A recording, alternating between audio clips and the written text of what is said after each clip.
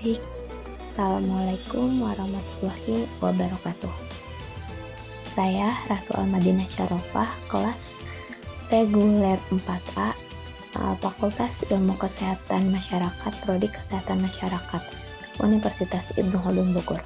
Di sini saya akan mempresentasikan UTS IDIK Kesehatan Masyarakat.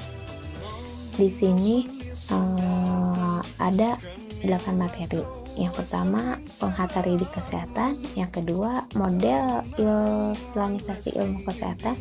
Yang ketiga, manusia sehat perspektif Islam. Yang keempat, konsep manusia sehat holistik perspektif Islam.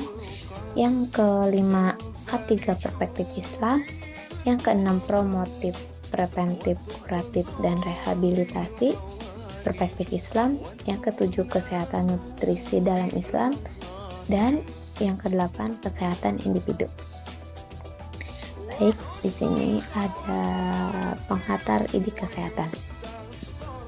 Penghantar IDIK kesehatan, prinsip ilmu ada dua, yaitu ilmu itu al-bahru al-muhaqqaq, disebut ilmu berdasarkan penelitian yang akurat dan empiris.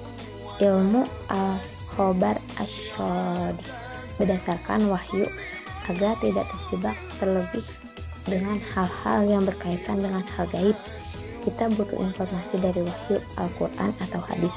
Jika kita yakin pada hal-hal gaib tidak berdasarkan ilmu, itu namanya khurafat. Jadi itulah pentingnya ilmu qoblal qauli wal amal sebagai dasar landasan sebelum kita berucap dan sebelum melakukan sesuatu. Yang kedua, model Islamisasi ilmu kesehatan. Islam memandang kesehatan komprehensif secara fisik dan secara rohani, lahir dan batin. Ada dua istilah, yaitu yang pertama sihah bersifat fisik biologi. Yang kedua, afiah merupakan kesehatan yang bersifat mental biologis. Dalam menjaga kesehatan diperintahkan untuk melihat dari perspektif hidup suci, bukan sekadar bersih. Yang ketiga, yaitu manusia sehat perspektif Islam. Manusia sehat menurut Islam yaitu ada dua, sehat secara fisik dan sehat secara ruh. Gangguan kesehatan menurut Islam yaitu penyakit badan dan penyakit hati. Jiwa yang sehat itu adalah jiwa yang mengikuti arahan syariat Islam, jauhi hal-hal yang haram dengan taat kepada peraturan Allah, maka pola hidupnya akan menjadi sehat. Dan kita sebagai manusia wajib menjaga kesehatan, karena menjaga kesehatan sebagian dari amanah baik secara fisik maupun batin. Yang keempat, yaitu konsep manusia sehat holistik perspektif. Manusia diciptakan oleh Allah terdiri dari jasad dan naluri. Jadi kita tidak boleh hanya mengejar kepentingan jasad saja duniawi.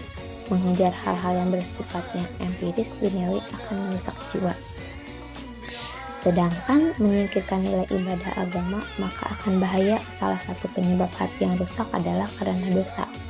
Dan ketika hati yang berpenyakit tidak diobati dengan zikir, sholat, ataupun silaturahmi, maka akan ada titik hitam di hatinya. Materi yang kelima yaitu K3 perspektif Islam. K3 perspektif Islam. K3 dalam perspektif Islam adalah sebagai upaya pencegahan agar tidak mengalami kerugian ataupun kecelakaan pekerjaan baik secara fisik maupun mental. K3 dalam perspektif Islam dapat dilihat dan disesuaikan dari kaidah-kaidah mahasyid syariah. Konsep tujuan syariah tidak hanya melindungi kesehatan kerja, tetapi dalam perspektif syariah Islam bahkan mencakup 5 hal esensi yang turiyat yang menjadi kepentingan utama bagi K3 manusia, yaitu menjaga agama, menjaga kesehatan fisik dan mental, menjaga lingkungan, menjaga keturunan, dan menjaga harta. Materi yang ke-6 yaitu kesehatan nutrisi dalam Islam. Perspektif Islam dalam kesehatan nutrisi yaitu ada 4. Yang pertama, makan dan minum tidak berlebihan. Menurut surat Al-Baqarah ayat 168 dan surat Al-A'raf ayat 31. Yang kedua, gizi buruk karena cara yang haram, efek doa yang ditolak dan tidak didengar Allah. Yang ketiga, rasa syukur atas nikmat dari Allah, nikmat gizi dari hewan, tanaman, bahkan obat-obatan yang Allah kasih. Yang keempat, pengaruh nutrisi yang halal baik maka berdampak kepada kesehatan dan jiwa mental. Materi yang ketujuh yaitu kesehatan individu. Islam adalah agama yang sangat perhatian terhadap kesehatan individu, baik dari sisi kebersihan dan bahkan dari sisi kesucian. Kesehatan individu dalam Islam tidak hanya mencakup kebersihan jasmani, tetapi juga kesucian rohani. Kebersihan jasmani ditunjukkan dengan mensucikan diri dari hadas dan najis, sedangkan kesucian rohani ditunjukkan dengan bersihnya hati dan pikiran.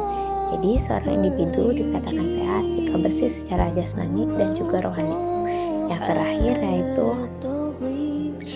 promotif, preventif, kuratif, dan rehabilitas perspektif Islam. Kaidah-kaidah konsep preventif dalam Islam yaitu menjaga segala hal yang mendatangkan bahaya, kerusakan, penyakit.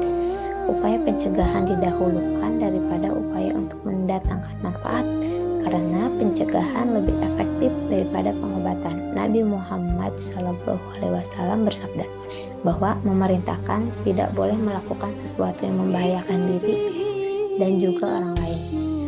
Yang pertama yaitu upaya Islam promotif kesehatan dibagi menjadi 2, program pendidikan dan perlu hidup bersih dan sehat. Yang kedua, upaya Islam kuratif kesehatan yaitu ada terapi. Dan yang ketiga, upaya pemulihan dalam Islam yaitu pemulihan jiwa dan raga.